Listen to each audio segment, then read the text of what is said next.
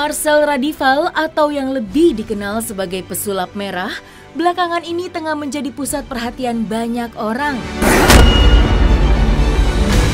Aksi Marcel yang membongkar trik dukun-dukun palsu yang tidak hanya merugikan banyak orang, melainkan juga telah melakukan penipuan publik. Dari aksi beraninya itu, Marcel kerap dipuji banyak orang meski tidak sedikit juga yang menentangnya, hingga nekat menantangnya dan meminta adu pembuktian. Namun siapa sangka, di balik ketenaran yang telah didapatkan oleh Marcel, ada seorang perempuan yang selalu menemaninya. Tidak lain perempuan itu ialah istri Marcel sendiri yang bernama Tika Mega Lestari.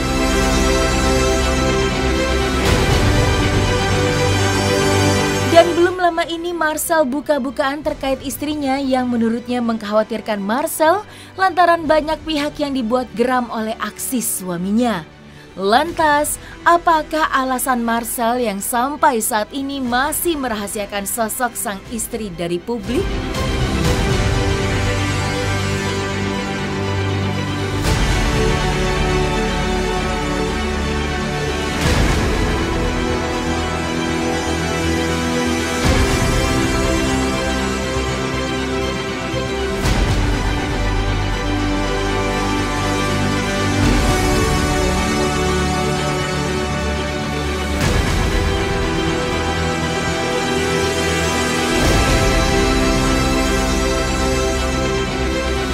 Iya, istri udah mulai resah tuh. Kemarin sempat kepancing emosi karena ada salah satu fans yang foto berdekatan, meluk-meluk gitu kan, dekat terus bikin postingan captionnya manja-manja gitu.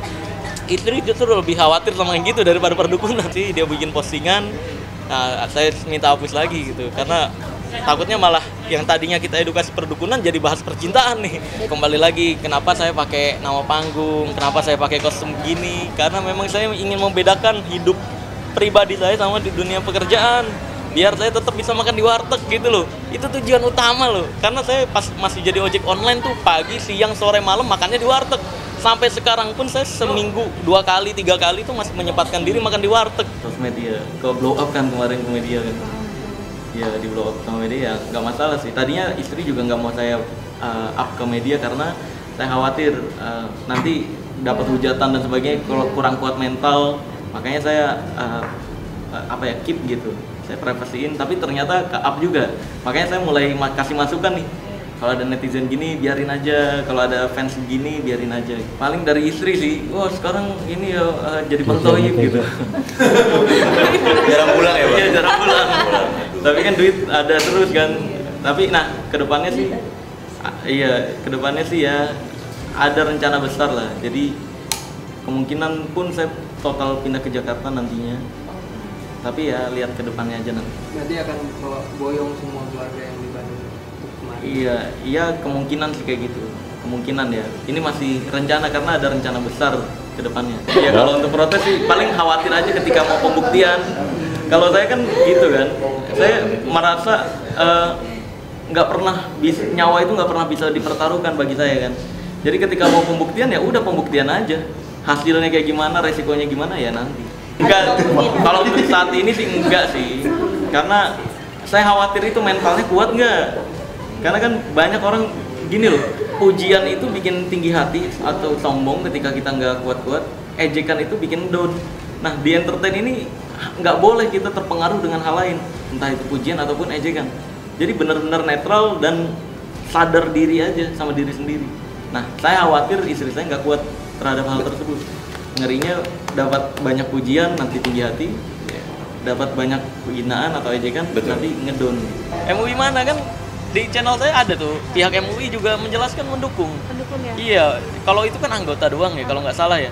Sedangkan yang ada di channel saya itu wakil sekretaris dari Dewan Fatwa MUI menyatakan dukungan untuk ilmu merah. Karena bayangkan ketika kamu nih ada maling masuk ke rumah, terus kamu disuruh diem aja. Gimana coba? Ya kan? Ketika ada maling masuk ke rumah, terus kamu teriak maling, kamu malah dituduh, wah kamu pemecah rezeki maling. Kan aneh, ya kan? Lah ini saya bersuara agar masyarakat Indonesia tidak lagi mudah dibodoh-bodohi. Masa ia bersuara untuk mengedukasi nggak boleh? Gitu kan? Nah makanya dari di channel saya juga ada tuh video terbaru yang pernyataan dukungan dari Wakil Sekretaris Dewan Fatwa MUI. Ya bagus, itu tanda bahwa masyarakat Indonesia semakin berkembang sumber daya masyarakatnya ya. Jadi tidak mudah dibodoh-bodohi lagi. Alhamdulillah saya merasa diberikan tanggung jawab oleh Tuhan saya Allah Azza wa Jalla untuk menyampaikan ini lebih terang-terangan lagi. Karena kalau sudah seperti ini saya malah ngumpet-ngumpet, malah berhenti, nanti saya lebih khawatir lagi. Ini kok lu dikasih panggung untuk menyuarakan edukasi lebih banyak, malah berhenti gitu. Ya kalau misalkan untuk menimbulkan, nggak tahu nanti lihat ke depannya sih.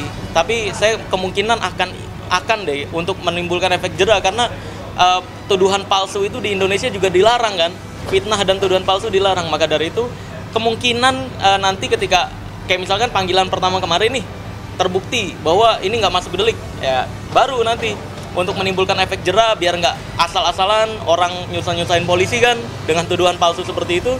Ya udah, saya kurungin aja nanti. Itu jebakan ya, karena di Indonesia nggak pernah diizinkan loh untuk penggunaan airsoft gun, air gun atau senjata api digunakan untuk nembak sengaja gitu. Untuk pengetesan itu nggak boleh di Indonesia.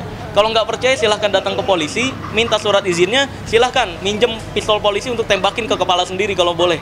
Karena saya udah pernah minta izin ke polisi, ke banyak polisi, nggak diizinkan untuk pembuktian semacam itu. Jadi memang itu tantangan-tantangan yang dibuat untuk seolah-olah, wah pesulap merah takut nih. Padahal di Indonesia dilarang. Tidak bisa dipungkiri, ketenaran yang kini diperoleh Marcel ternyata membuat sang istri Tika Mega Lestari begitu merasa cemburu. Dalam penuturannya, Marcel mengungkapkan jika sang istrinya lebih takut perempuan-perempuan lain yang menggoda suaminya ketimbang takut dengan dukun. Terlebih Marcel kini dekat dengan sejumlah kalangan selebritis yang lekat dengan dunia entertainment. Karena hal itu pula sang istri kerap dibikin cemburu karena kedekatan suaminya dengan perempuan lain.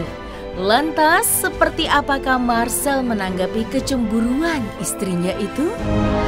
Support keluarga ya, keluarga saya sih nggak terlalu gimana-gimana sih. Justru istri saya tuh lebih khawatir sama wanita-wanita TikTok yang komentar, jangankan jadi yang kedua, yang ke-14 pun siap, gitu-gitu banyak kan.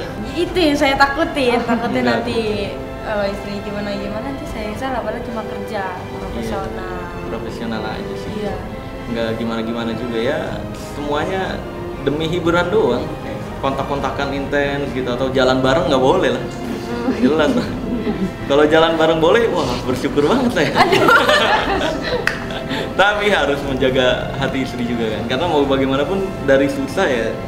Istri itu menemani kita. Tadinya kan istri saya itu kan admin saya pada saat nge-host. Iya, saya kan dapat kontrak host di salah satu aplikasi. Istri saya itu admin saya gitu, yang paling aktif. Terus saya tarik lah jadi admin pribadi. Itu berat? Enggak ya, karena sama-sama udah deket, sama-sama udah mau, sama-sama saling deket di dunia kerja.